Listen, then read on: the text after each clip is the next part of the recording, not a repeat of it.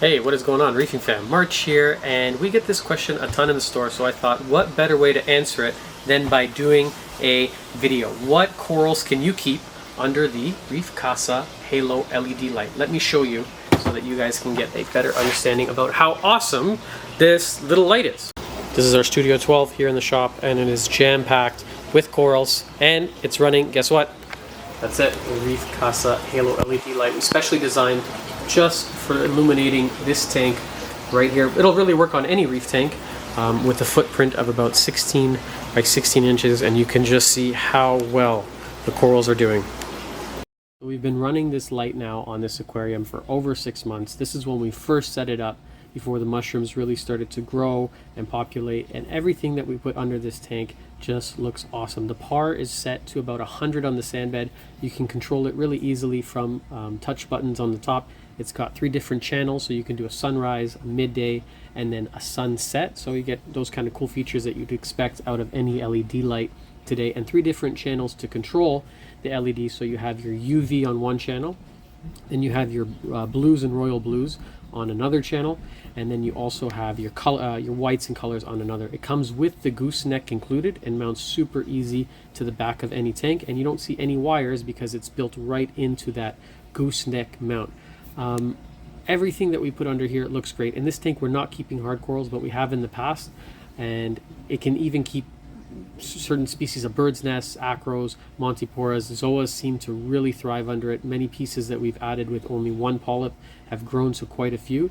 We have alveoporas, different species of it, goniopora, and they really shine under this light. We have it set to 100% blue strength, so you can control different levels of intensity on the channels.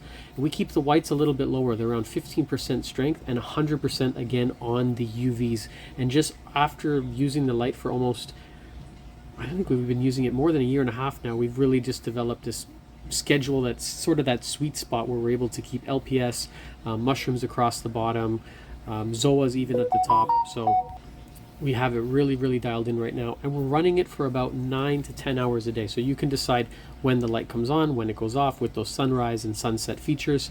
We're doing 9 to 10 hours a day, so an hour or 2 hours ramping up, and then it's getting to the peak, and then about 2 hours again coming down. You can see the color on some of these mushrooms look really good. It covers this tank perfectly. So the first tank that we developed under the Reef Casa line was this one here, was the Studio 12, and we were looking and designing a light that would fit this perfect sort of footprint of 15 by 15. Here you can see how easy it is to control and set it. You just hold down the buttons, and then it's very easy to cycle through the channels. Once you learn how to use it, it's really intuitive, but once you've set it, you don't have to really go back.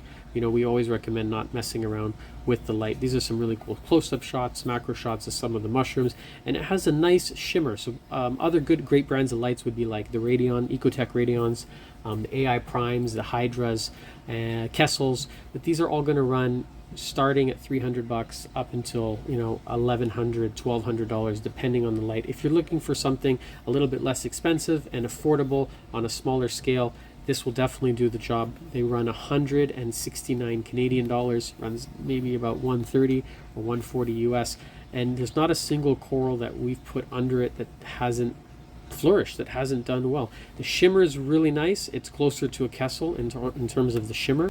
And this tank has a lot of flower pots, different varieties. Tia, the manager here in the store, is the one taking care of it, and she has a special love and passion for flower pots, so that's obviously coming through in her coral selection. You can see the way they're waving so nicely in the flow, and they look really good all bunched up against one another. If you want to run it a little bit more on the blue side, you could always just turn off the whites. We have in this tank as well pipe organ growing, different species of acan, so acan lords, acan enchinadas. These are some spellbinders that we added a few months ago, and they started from one itty bitty nothing little polyp, and this isn't always the easiest zoanthid to grow. They're quite hard to find. We get a lot of requests to ship them. It's now flourished to over 10 polyps, some Spider-Mans here at the top, some Colossus, we have some Godfathers. So all of these zoas started as one individual head, so you can see how much they've grown in just a few short months.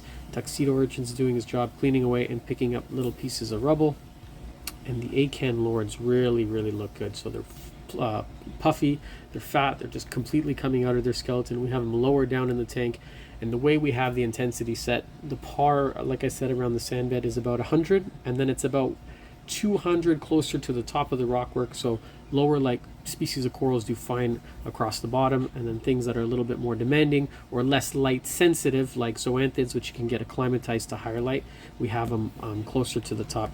Even the fish and the invertebrates glow really nicely under this thing. Rhodactis mushrooms, this one's actually started to form a little bounce on it.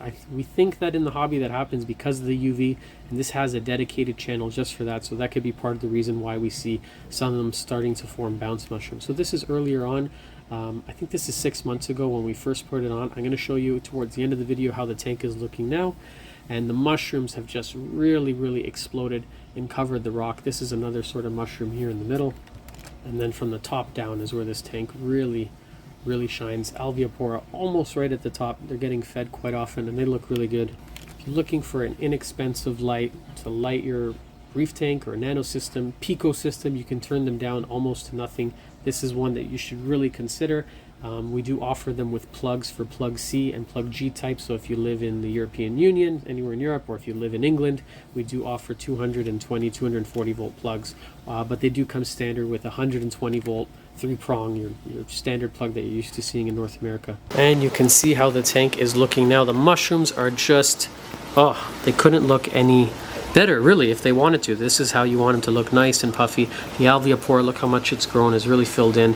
We've moved the spell binders since adding them, and we've added a couple more mushrooms here instead of acans just because we had a nice collection and they're looking awesome. Look at how they're doing in the back there, just exploding. This little blue one has doubled or tripled in size. Everything's doing really well under this light.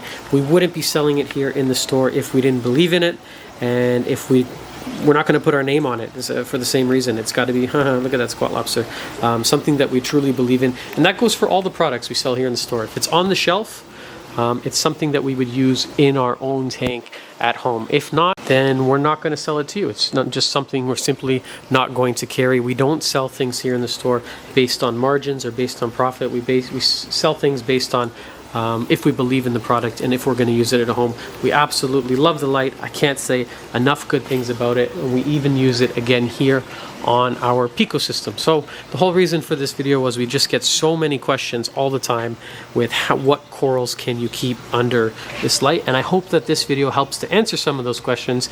It's just about everything. You see some bird's nest there. Maybe we should do a tank with just hard corals to showcase how capable they really are. They do come with an optional diffuser, so because we're normally seated sort of at the same level as the light, this optional 3D printed diffuser that you can get with them helps to sort of block some of that light so that it doesn't hit you directly in the eyes. It can be a little bit annoying, and that goes really for any light. So there are diffusers made for those, for the Ecotex, for Neptune Sky, and I think that's it. If you have any questions about this light or programming it or anything to do with reef tanks in general, you can always hit us up and we'd be happy to answer those questions, or maybe just shoot a video just like this. So anytime somebody asks us now, what corals can you keep under the halo, I'm simply going to copy the URL of this YouTube video and send it along your way so that you can see with your very own eyes. Thanks for watching and have a nice day.